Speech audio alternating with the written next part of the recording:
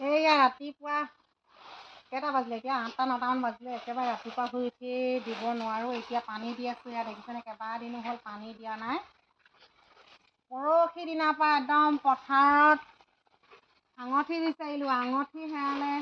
যিহেতু 4 অনা সোণৰ দাম কিমান সকলোৱে গম পায়ে।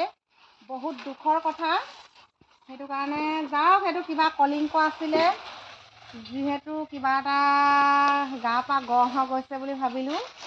এতিয়া এইয়া মনত দুখ কৰি থাকিলেতো নহ'ব। বাৰীত কাম লাগি আছোঁ দেখিছেনে। অকণমান পানী দি দিছোঁ লাই শাকখিনি, যিহেতু পানী দিয়া নাই বহুত দিন। এতিয়া পানী দি দিছোঁ। এনেকৈ মটৰখিনি ফুলিছে ধুনীয়াকৈ। দেখিছেনে কি ধুনীয়া লাগিছে। ভাল লাগিছে নাই শুনি? পানীখিনি ভাল লাগিছে নাই? একদম আজি বৰষুণ দিয়াই দিছোঁ। এয়া দেখিছেনে? ইফালে ৰঙালাও, সেইফালে জাতিলাও, পুৰা বৰষুণ দিছে আজি। কাৰোবাৰ ফালে বৰষুণ লাগিলে ক'ব, এনেকুৱা বৰষুণ একদম মজা। দেখিছেনে কি সুন্দৰ বৰষুণ দিছে। আমাৰ ফালেহে বৰষুণ দিছে দেই। কাৰ ফালে বৰষুণ দিছে জনাবচোন। এইয়া এনেকৈ একদম বৰষুণ লিখীয়া লাগিছে। দেখিছেনে কি সুন্দৰ মজা লাগিছে। ঠিক আছে, তাকে অকণমান আপোনালোকলৈ শ্বেয়াৰ কৰিছোঁ।